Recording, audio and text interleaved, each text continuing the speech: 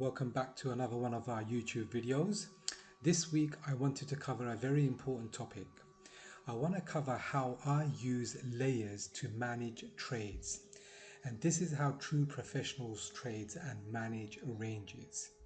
Too many of you just follow signal setups where you just think you're going to take profit or take an SL and that's it. But you see how market moves. It's not as easy as just taking a signal and taking it to profit or SL. There has to be a management strategy.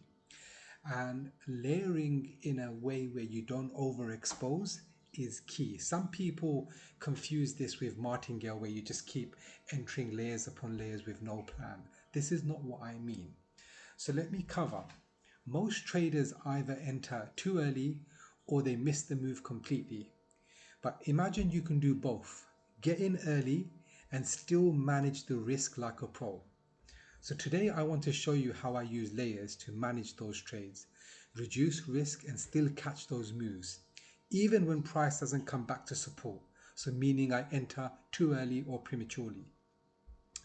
So what I'm going to look to do is draw and mark out my key support and resistance lines. Okay, so I'm just going to do a basic form of support and resistance lines. So let's get my horizontal lines and let's place some support, resistance. I'm not using anything specific to draw support and resistance lines. I'm just randomly looking at range and just placing them. Okay, let's put one here. Okay,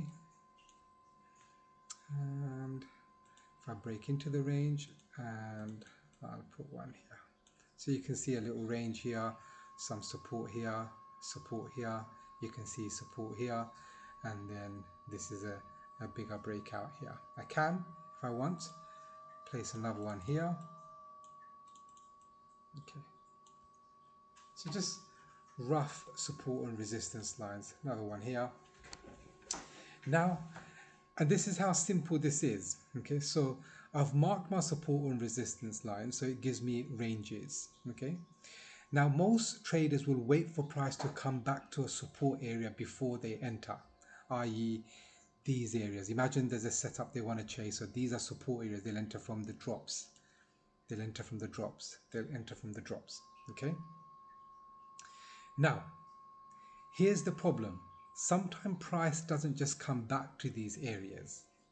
Okay, you see price breaking out or showing strength at top of the range sometimes.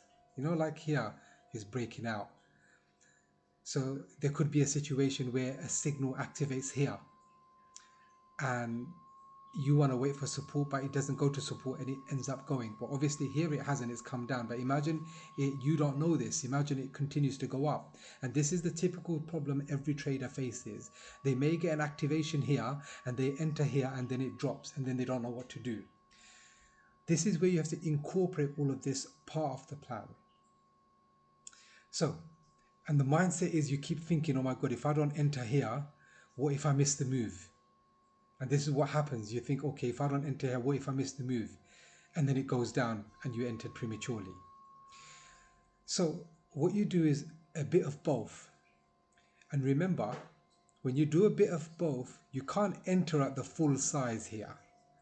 You have to take a low probability entry because there's a good chance it may reverse down.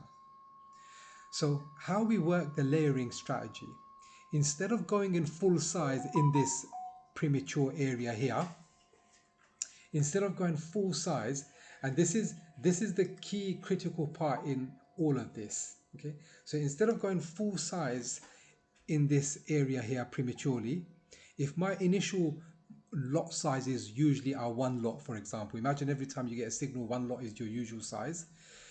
In this situation, I'll split that into 4 and go for that 0.25% of that original position. So it means I still got 0.75 to use. So I'll enter very small at this top of the range and then I'll see if price runs, and if it does run and I catch a move, then great. I still catch the move even though it's a smaller lot size. And if I don't, then I'll wait to build it into support. So if the price does pull back, which most of the time it does, I can start adding more position mid-range or key support areas. And this is where the higher probability bounce usually happens. Okay. So the key here is, even though I'm entering multiple times, I'm still within my overall risk exposure, what I would have usually entered on a normal setup. Because my first entry in this situation was very small. And this is where you get a position advantage. And this is where it gets really powerful. Because I've layered in lower areas, my average entry price improves. So I don't even need to wait for the full TP all the way down there.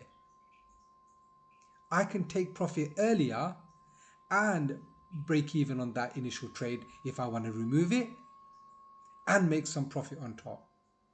The break even and profit logic works like this. The way I calculate is how many pips do I need to break even from this movement here above, from the bottom here, or this support area. How many pips do I need to make to break even using the additional lot size or to lock in the profit? Because my positions are bigger from this area, even a small move up can now put me in profit. And this is where I get the real edge, and this is what I call true range management. You're not guessing entries, you're managing positions across range. So if you early entry, if you enter early, you're still covered. If it pullbacks, you're still covered, and your risk is overall controlled. If you want to see me actually doing this live every day, entering, layering, managing trades in real time, you need to check out my VIP channel on Telegram, where I share all my entries and exits live.